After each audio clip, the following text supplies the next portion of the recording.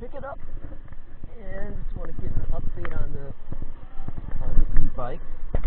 Make sure that's okay. I think that's probably good for the 8. Okay, you gotta watch over these cars. I'm glad that car looked actually both ways. That wasn't bad. But anyway, just a quick update. I think overall, my speech was pretty bad this morning. Overall, I think I want a faster bike. So right now, it's on a 36.2 chain ring, and that allows me to pedal well.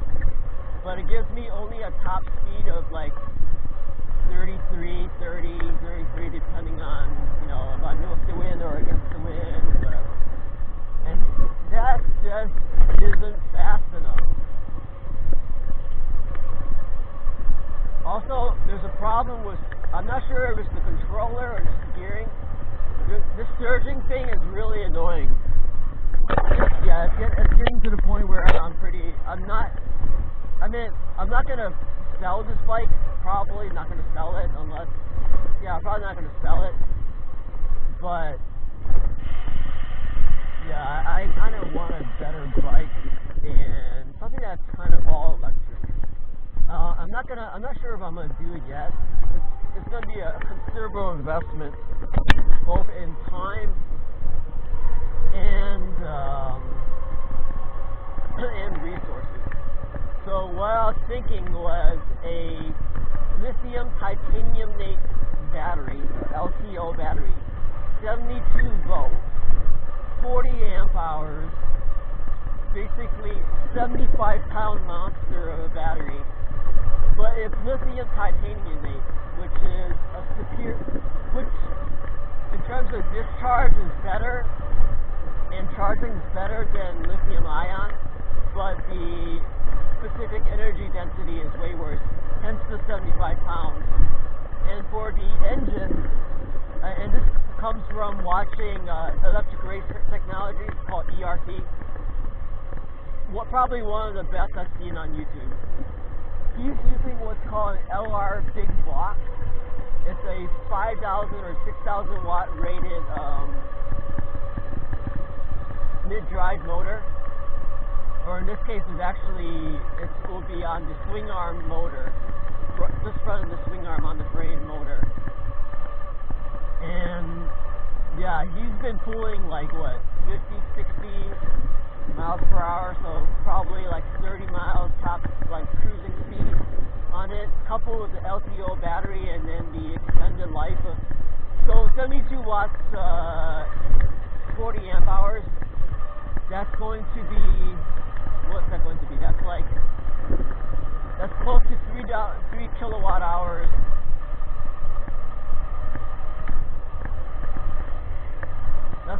That's close to 3 kilowatt hour battery. So that would be definitely enough range for cruising. And I was hoping to put a super 2-stage charger on there, like a 800 watt charger, and then like a 1500 watt or even 2000 watt charger or 3000 watt charger on there. Oh, no, probably not 2000 watt charger, at least 1500 watts. So a quick charger that, in case I do run low on power, I can just stop by a gas station, hopefully buy something, come down and, just sit there for 20 minutes or so, eating my snack, and then hopefully the battery will be replenished by the time I'm done with the snack, or enough that I can get back home. Yeah, so it's just, this bike is just a little too slow. And I could change it back to the 42 or 44 tooth gearing, and then be back at 40 miles per hour top speed. But I don't know. I really want that 60. Like, I like to race cars. It's just fun as hell to race cars. To see, like, the amazement, not amazement, but okay, just like this. What the hell's going on? I'm just gonna go because that light's gonna change for me. I'm on a freaking bicycle. But anyway,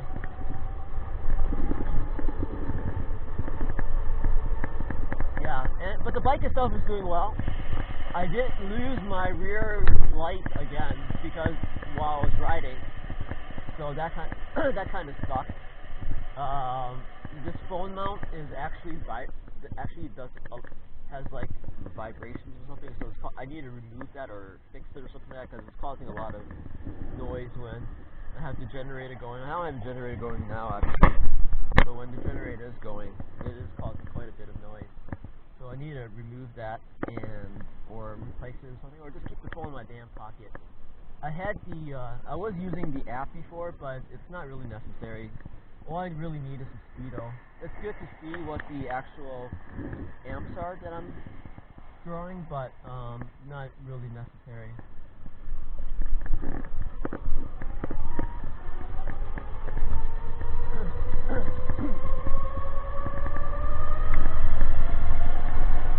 Yeah, so it has, and I can't change the thing I could do is I could change the drive sprocket from a 36 key to a 40 key, and hopefully that will, number one, ease the surging, number two, raise my top speed to at least like 36, 37, so I can kind of go like 30 miles per hour without it being at max RPM, max amps and whatnot, but also allow me to pedal the bike from a stop pretty well.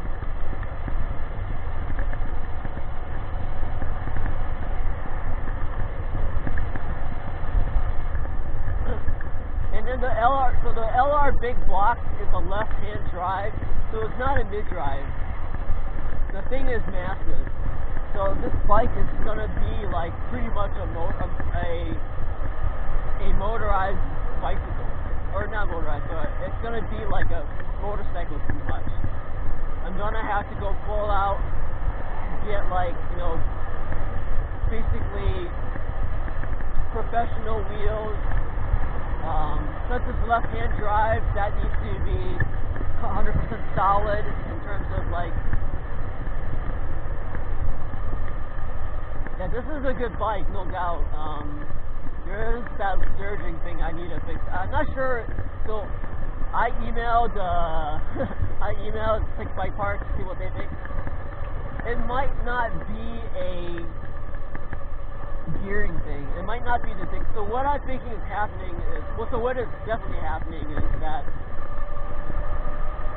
I get up to, so I twist the throttle, get up to speed. Let's say I twist the throttle to 25 miles per hour, right?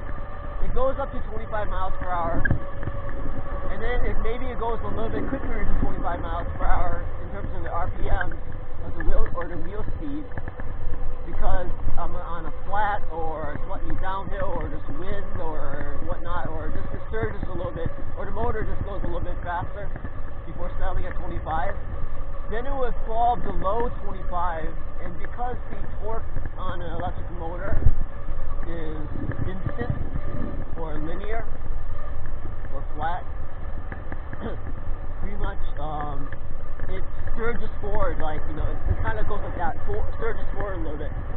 And right now I don't really feel it because I'm actually into a headwind, so the headwind keeps me from going beyond, from the wheel speed or the bike speed is going beyond the RPMs of the motor at that throttle. I hope that makes sense. It's not a big thing, but I mean, this bike is really nice. I really like it. I think it's probably one of the best bikes I've made. It's definitely the best bike I've made. It's quite unique, but it has this stupid surging problem, which, separate from me wanting faster speeds, I like to fix that problem. So if I go to a 44 tooth, there's no way I can pedal the bike from a stop, or even just like casually. Right now I can casually pedal this bike, it really doesn't casually pedal the bike at like, between 10 to 12 miles per hour at a comfortable effort. at a comfortable effort without, you know, when on the 44 tooth, like I couldn't, it would be uncomfortable to pedal the bike. It would just be too much effort. You know, obviously I'm not looking to exercise on the bike, but sometimes you just like to pedal around a little bit manually and not use the motor. You know, especially if you're going slow speeds or on a trail or something like that, where motorized bicycles are not allowed, or e-bikes are not allowed. Though I've seen e-bikes on those trails anyway, so, but I mean, that's besides the point.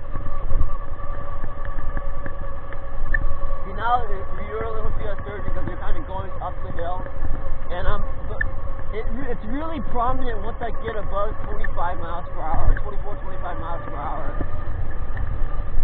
Maybe let me play around later today with like the controller settings a little bit. Let me turn off the overspeed at top, you know, see if that helps. And the overvolting, well not maybe, yeah, let me play around with the controllers a little bit. Also, I turned down the throttle settings on the controller using the app. And from my understanding, you don't get the app from doing the cycle. You only get it from 6 Bike Parts. So, which is kind of important because I turned down the throttle to the lowest. The reason why is that there's so much torque in the motor before that I feel like it's gonna break the chain or or prematurely wear out the cassette and all the components because there's just so much torque, you know.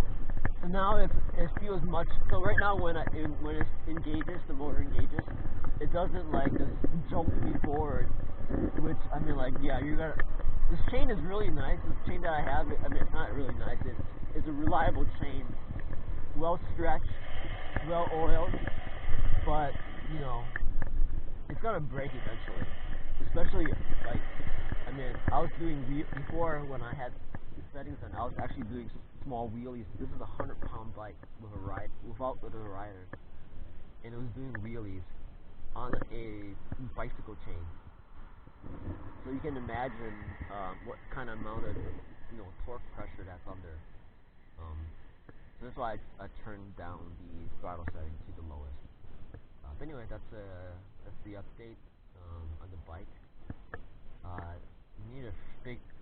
Somehow I need to figure out. It's not a big problem. It's not pressing. The bike is pretty much complete. I crossed it off my list of things to do this year to build a hybrid, and I'm pretty proud of it. But now I do want to have a faster bike, something that can cruise like 35 miles per hour. My cruising now is like 25, and with a top speed of like 60. So that would pretty much kind of match a 125cc motorcycle.